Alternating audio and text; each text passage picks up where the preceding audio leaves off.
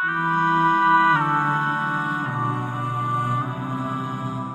surat Al-Buruj dalam Al-Quranul Karim, was-sama'i dzatil buruj wal yaumil maw'ud wa syahidin wa mashhud qutila ashabul ukhdud. Dibunuh ashabul ukhdud. An-nari dzatil waqud, api yang sedang menyala, dibuat macam kawah di bawah menyala api. Kemudian orang-orang ashabul ukhdud dicampakkan daripada atas, dibakar hidup-hidup. Tahukah apa sebabnya? Ianya adalah gara-gara tukang sihir dan seorang yang saleh. Ahli sihir dan ahli karamah, penyihir dan orang yang wali. Budak kecil keluar daripada rumahnya untuk belajar ilmu sihir, dan ilmu sihir macam fardu ain waktu itu. Ya, semua orang belajar. Dia macam sudah tak boleh tidak mesti belajar.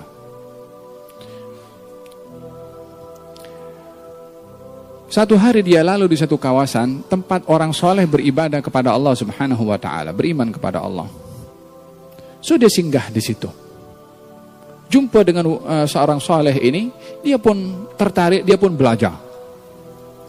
Yang awalnya keluar daripada rumah nak belajar ilmu sihir, dia tertarik dengan orang yang soleh, belajar ilmunya Allah Subhanahu wa Ta'ala.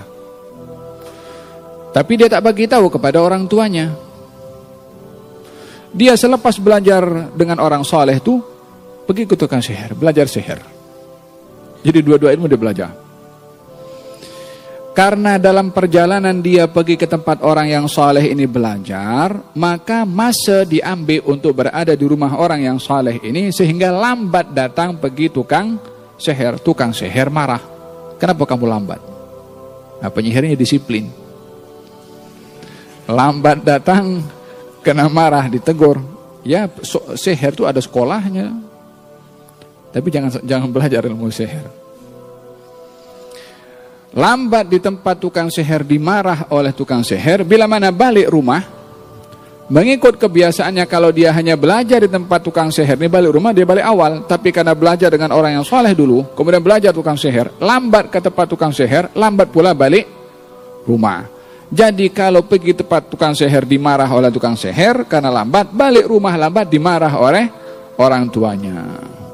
Dia pun lapor beritahu kepada orang yang saleh ini, aku pergi tempat tukang sihir dimarah, balik rumah pun dimarah. Kata orang yang saleh itu mengatakan, kalau kamu pergi ke tukang sihir dan dia marah karena kamu lambat, bagi tahu yang melambatkan kamu orang tua kamu. Kalau kamu balik rumah lambat dan mereka marah, bagi tahu yang melambatkan kamu tukang sihir. Selamat dua-dua tak kena marah. Sampai satu ketika budak ini, dia masih kecil kan, masih budak-budak.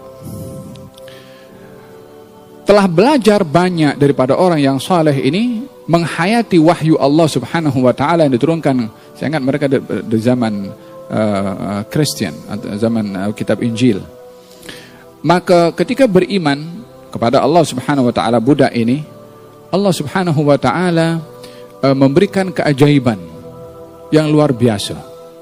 Yaitu ketika satu kafilah sedang berjalan di satu perjalanan, maka ada satu dabbah ini macam binatang besar yang menghalang perjalanan kafilah ini. Maka kafilah itu tak berani untuk meneruskan perjalanan karena adanya binatang tersebut. Maka budak ini ada di tengah-tengah kafilah itu, katanya aku boleh halau itu dabbah. Maka dia berdoa kepada Allah Subhanahu wa Ta'ala. Berdoa kepada Allah Subhanahu wa Ta'ala, maka Allah gerakkan itu dabbah, akhirnya dia pergi. Maka orang-orang kafilah ini pun juga, hebatlah budak ini. Disangkanya budak ini tukang sihir. Falhasil sampai berita kepada salah seorang menteri yang daripada salah satu menteri yang raja yang berkuasa pada ketika itu. Menteri ini sakit mata sehingga buta. Dapat kabar tentang budak ini yang boleh melakukan hal yang luar biasa. Panggil budak ini, jumpa dengan menteri. Setelah berjaya budak itu menghalau dabbah tadi, binatang besar tadi, dia cerita dengan dia punya guru. Diceritakan dengan gurunya, kata gurunya mengatakan, engkau sudah mendapat satu anugerah yang besar dari Allah. Engkau jangan tunjuk, jangan cerita kepada siapa. Kalau apapun terjadi kepada engkau jangan cerita pasal aku. Maksudnya jangan cerita ilmu yang kau dapat daripada aku, karena akan terancam. Waktu itu falhasil sampai kepada menteri yang buta tadi itu, dan disampaikan kabar sampai kepada budak itu dibawa jumpa dengan menteri. Kata menteri itu mengatakan untuk dia disembuhkan daripada penyakit buta. Kata budak itu mengatakan, bukan aku menyembuhkan. Kalau bukan kamu menyembuhkan, siapa? Kalau Allah Tuhan aku dan Tuhan kamu. Kata menteri itu, kalau begitu aku beriman kepada Tuhan kamu. Menteri itu pun beriman, maka budak itu pun berdoa, Allah kasih sembuh dia punya mata, boleh melihat. Raja pada waktu itu pun juga terkejut karena menteri yang buta boleh melihat. Sampai satu hari ada upacara sembahan kepada berhala, semua sujud kepada berhala, menteri itu enggan untuk sujud. Ketika menteri itu enggan untuk sujud, maka ditanyakan apa, dia bagi tahu dia sudah beriman kepada Tuhan budak itu. Maka panggil budak itu. Disuruh kufur menteri itu, enggan, dibunuh menterinya. Budak itu ditanya, daripada mana kamu dapat ini?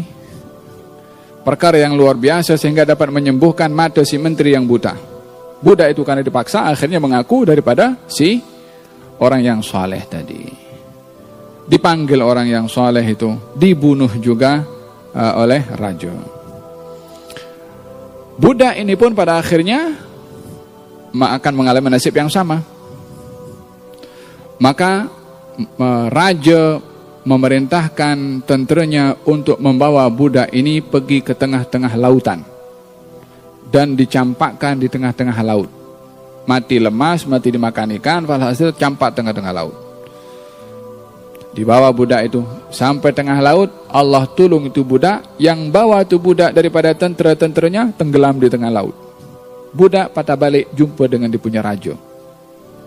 Ayo, macam mana kau selamat? Gal, Allah tolong aku. Gal, hantarkan lagi tentera. Gal, bawa ke lereng gunung, atas bukit gunung. Campakkan daripada atas bukit. Bawa naik atas bukit. Sampai ke atas bukit, tenteranya yang jatuh daripada bukit mati. Budak itu patah balik pergi jumpa dengan raja. Kata budak itu mengatakan, wahai raja, engkau tak akan mampu bunuh kepada aku, kecuali dengan satu cara. Gal, apa caranya? Engkau kumpulkan rakyat kamu di tengah-tengah padang. Letakkan aku di tengah-tengah mereka. Hunuskan panah mengenai kepada aku dengan mengucapkan Bismillahi Rabbil Ghulam. Dengan nama Allah, Tuhan budak itu. Kata raja, marhaba. Ya khair. Raja pikir yang penting dia nak settle daripada budak ini. Dia tak tahu kalau budak ini lebih cerdik daripada raja. Kumpulkan semua orang, diletakkan budak itu di tengah-tengah, maka satu orang memanahnya Bismillahirrabbilghulam, kena kepada budak itu pun mati. Semua yang menyaksikan pada ketika itu melihat keajaiban tersebut mengatakan amanna birabbil ghulam, kita beriman dengan Tuhan budak ini. Satu negeri beriman. Disebabkan siapa? Budak tadi. Dipaksa oleh raja, semua suruh kufur balik. Mana boleh, sudah melihat keajaiban luar biasa depan mata mereka.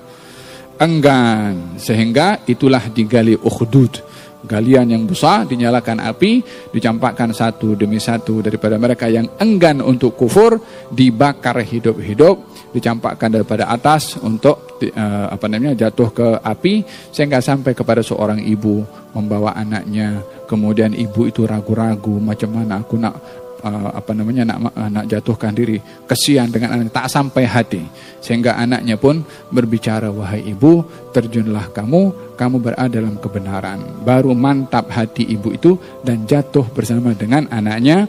Demikian Allah kisahkan di dalam surat Al-Baqarah.